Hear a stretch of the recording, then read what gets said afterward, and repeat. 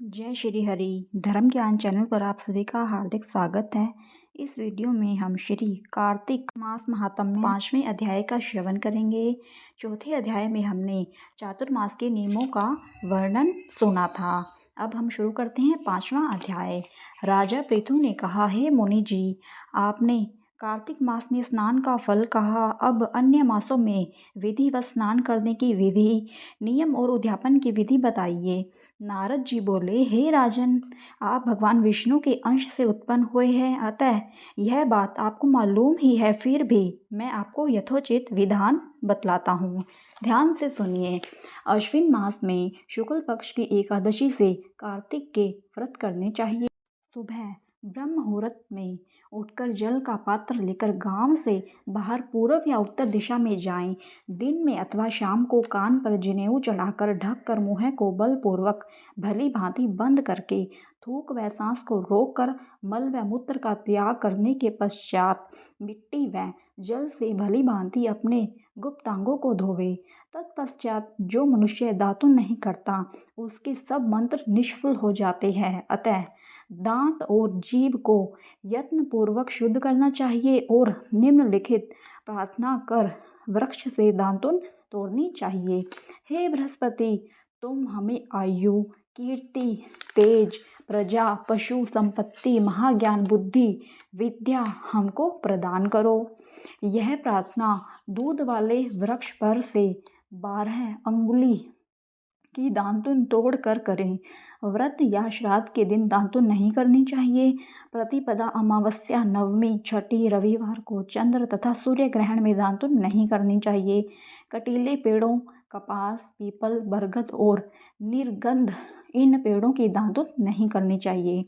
पश्चात भली भांति स्नान करके फूल माला, चंदन और पान इत्यादि पूजा की सामग्री लेकर प्रसन्न मन व भक्ति पूर्वक भगवान शंकर के मंदिर में जाना चाहिए। वहाँ सभी देवी देवताओं का अर्घ्य, आचमनीय आदि वस्तुओं से अलग अलग पूजन करना चाहिए। फिर भक्तों के स्वर में स्वर मिलाकर श्री हरि का कीर्तन करना चाहिए।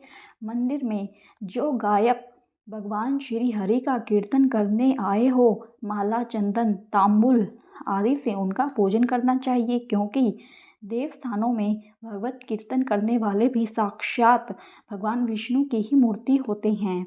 यह लोग सतयुग में विष्णु जी को अपनी तपस्या, योग और दान द्वारा भगवान को प्रसन्न करते थे, मगर कलयुग में भगवत गुणवान ही भगवान श्री हरि को प्रसन्न करने का प्रधान साधन माना गया है। नारद जी ने राजा पृथु से कहा, हे राजन, मैंने एक बार भगवान से पूछा, हे प्रभु, आप अधिकतम कहाँ रहते हैं? भगवान ने कहा, हे नारद, मैं बैकुंठ अथवा योगियों के हृदय में भी नहीं रहता, अपितु जहाँ मेरे भक्त मेरा कीर्तन करते हैं वहाँ मैं अवश्य ही रहता हूँ। जो मनुष्य चंदन, माला आदि से मेरे भक्तों का पूजन करते हैं उनसे मेरी ऐसी प्रीति होती है जैसे कि मेरे पूजन से भी नहीं हो सकती। शीरीष, धतूरा, गिरजा, चमेली, केसर और कंदार तथा कटहल के फूलों व अक्षतों से भगवान विष्णु की पूजा नहीं करनी चाहिए। अढ़ल, कंद, गिरीश, जूही, मालती और केवड़ा के पुष्पों से भगवान शंकर की पूजा नहीं करनी चाहिए। लक्ष्मी के इच्छुक तो पुरुषों को तुलसी पत्र से सूर्य नारायण की पूजा नहीं करनी चाहिए। जिन देवताओं की पूजा में जो फूल निर्दिष्ट हैं उन्हीं से उनका पूजन कर पूजन समाप्त करने के पश्चात भगवान से क्षमा प्रार्थना करें। यथा, हे देव, मेरे पास न मंत्र है न क्रिया, मैं भक्ति से भी हीन हूँ। जो कुछ भी पूजा मैंने आपकी की है उसे पूरा करें। ऐसी प्रार्थना करने के बाद दंडवत प्रणाम व क्षमा प्रार्थना करके भगवत कीर्तन करना चाहिए। श्री हरि की कथा सुननी चाहिए और प्रसाद ग्रहण करना चाहिए। इस तरह बताई गई विधि के अनुसार जो मनुष्य कार्तिक व्रत का अनुष्ठान करते हैं वह संसार के सभी सुखों को भोगते हुए अंत में मुक्ति को पाते हैं। धन्यवाद मित्रों, यह अध्याय यहीं पर समाप्त होता है।